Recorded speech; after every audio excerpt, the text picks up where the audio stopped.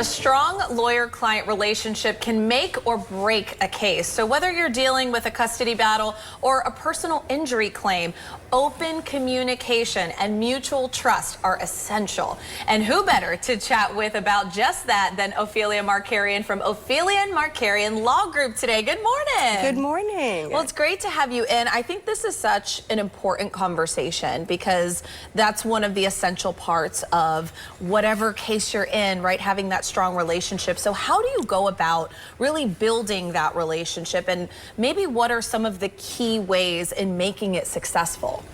Number one, and most importantly, is trust.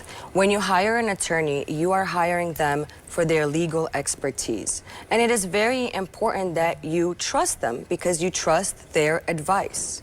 And open communication is also very important as well to keep the attorney-client relationship going and get a successful result. Yeah, what should clients expect from their attorneys in this way? They should expect clear communication.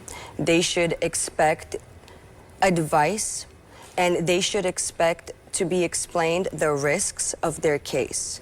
And a client should be prepared to accept those explanations about their case and not jump to conclusions because they're not hearing specifically what they want to hear.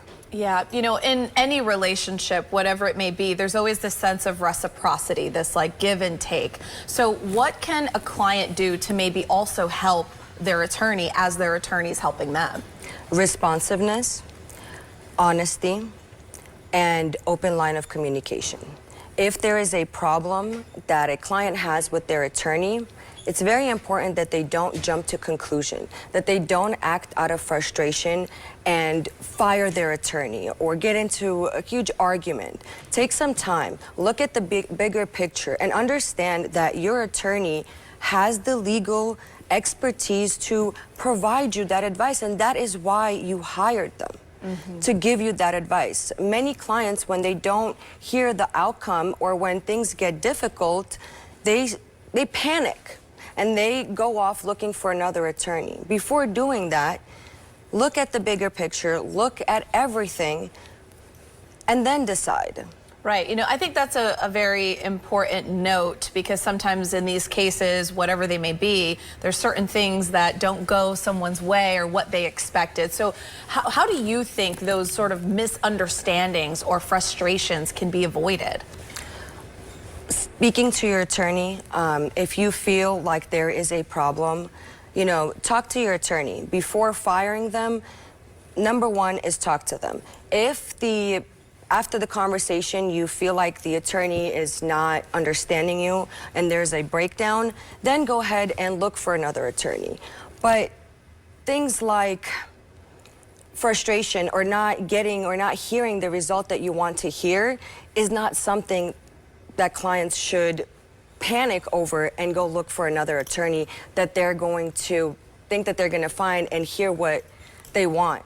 Yeah. Now, one of the things you've said is, kind of taking that pause, don't rush and try to find someone else. But when do you think it would be time to reassess, the client's lawyer, or say, what, maybe this really isn't a working relationship that's gonna be best for my case? Yes.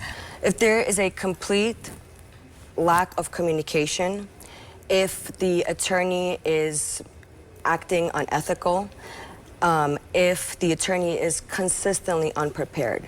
Those are valid reasons to look for a new attorney. Yeah.